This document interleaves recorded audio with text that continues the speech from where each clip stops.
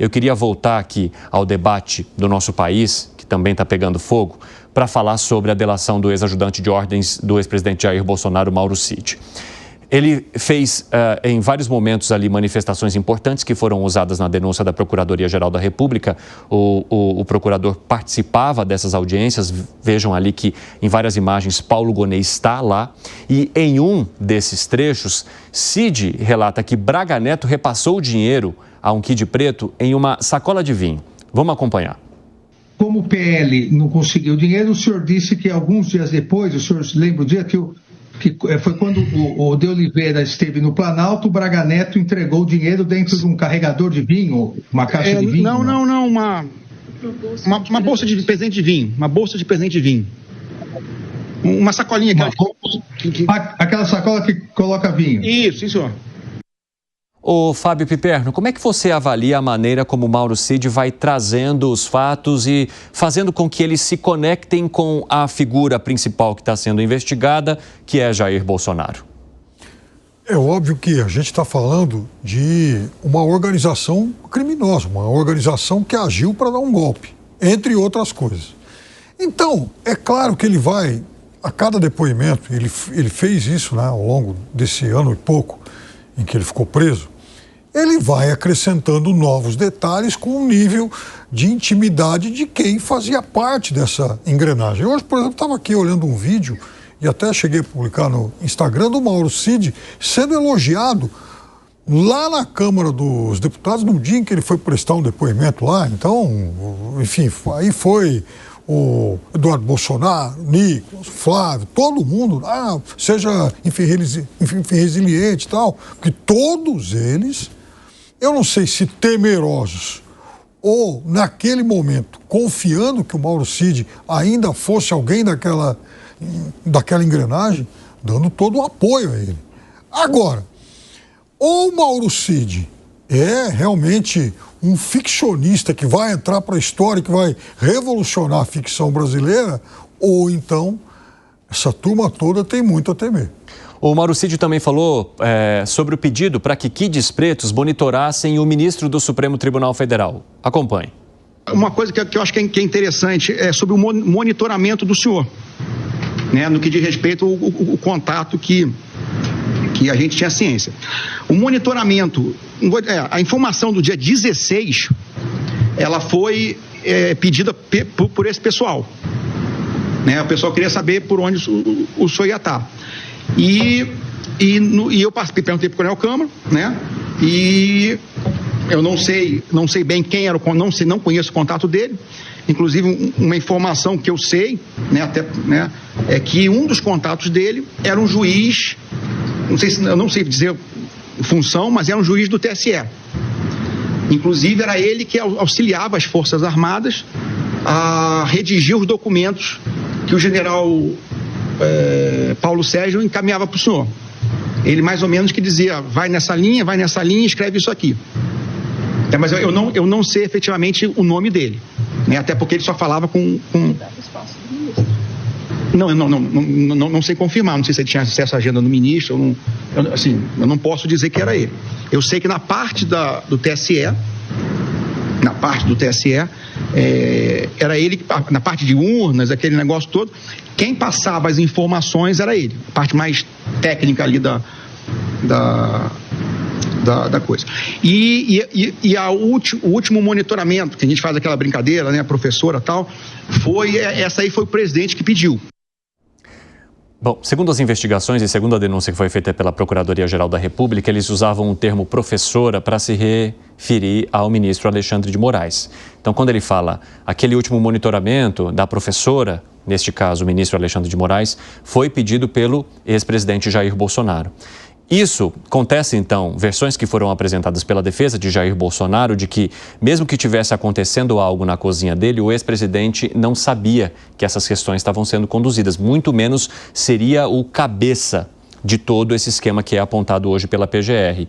Mas é que a PGR se apoia justamente nessa delação de Mauro Cid. Como é que você avalia, Alan Gani, a maneira como ele coloca dois dos principais protagonistas do governo anterior nessa cena, entre aspas, do crime, que seriam Jair Bolsonaro e Braga Neto. Bom, primeiro, o teor, o conteúdo do que fala Mauro Cid é grave do ponto de vista institucional. Agora, independentemente deste teor, da sua fala, uma delação premiada por si só, Evandro, ela não é suficiente para a condenação de alguém. Você precisa ter a materialidade. Inclusive, foi assim com a Operação Lava Jato também. Como é que você avalia, hein, Zé Maria Trindade, todos esses temas que são trazidos e a maneira como o ministro e o Procurador-Geral da República vão costurando pessoas e fatos? Inclusive, é muito interessante acompanhar a cara do ministro Alexandre de Moraes no momento em que Mauro Cid menciona: o senhor era monitorado pelos kids pretos.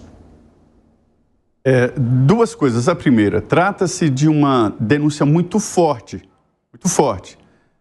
Não é só a delação premiada do Coronel Cid, mas também a confirmação das reuniões, de mensagens, de fotografias, de vídeos, né? Tudo isso. E a Procuradoria-Geral da República aprofundou a investigação da Polícia Federal, foi além, e não se trata aí de uma investigação sobre os atos do dia 8. Foi muito mais amplo, entrou lá no governo do ex-presidente Jair Bolsonaro e pegou toda a cúpula. A cúpula ali são pelo menos 4 ministros, né? 4 ex-ministros do presidente e ministros próximos ali. Então a delação foi confirmada, eu acho que é a experiência, é uma lei nova que regulamenta a delação premiada. Está construindo esta experiência e isto é importante. Eu entendo que a defesa desses denunciados tem que ter uma defesa muito forte, técnica, desmentindo reuniões, dizendo que os filmes são falsos, que as mensagens são falsas.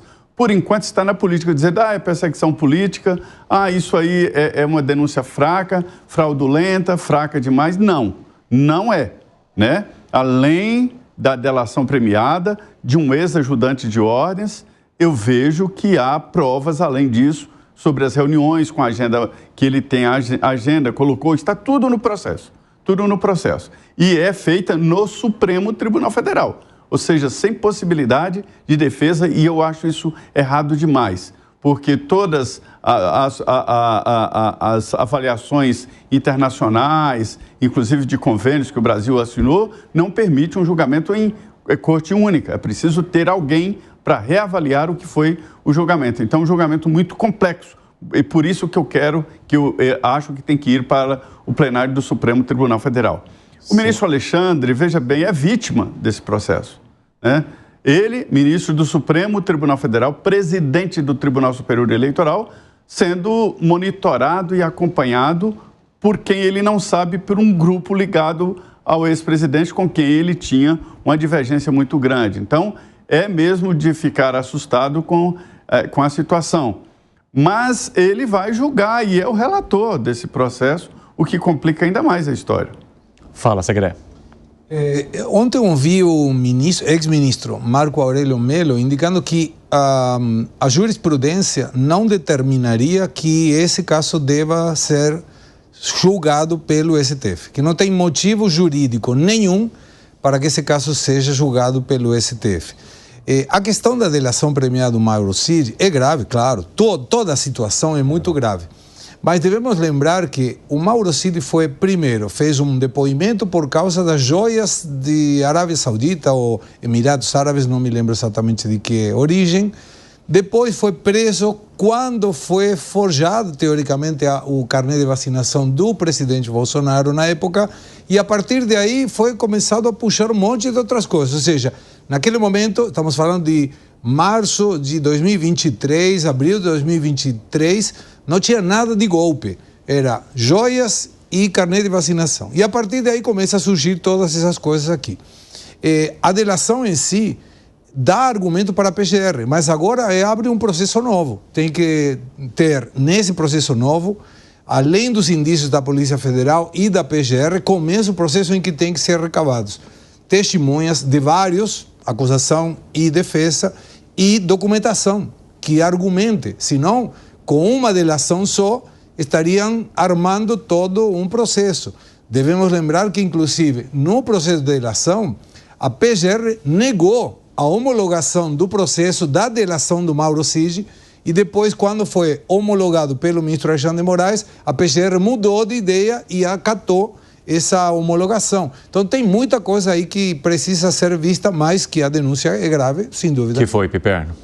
Não, veja que são muitos aspectos aí lembrados pelos três colegas. Vejam, a investigação sobre tentativa de golpe, ela começa logo após o 8 de janeiro, que não havia chegado ao núcleo duro do presidente da República, do ex-presidente Bolsonaro.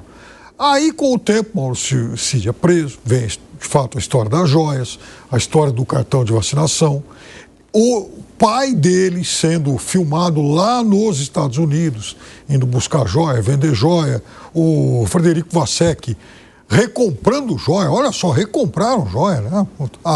Enfim, um depoimento do próprio autor dessa operação, sobre isso, um advogado do presidente Bolsonaro. Só que aí começam também a aparecer outras provas. É o HD, são ligações, áudios, né? Então, surgiram várias mensagens. Por isso, inclusive, que eu costumo dizer que esse é a primeira tentativa de golpe do Brasil que foi gravada, filmada, impressa e auditável, porque há materialidade, sim. Quer dizer, a gente pode considerar que essas provas, esses documentos todos, eles apontam para um desejo e não para efetivação da ação. Ok, é uma linha de defesa que eu já vi muita gente adotar. Agora, não dá para negar a existência de todo esse farto material.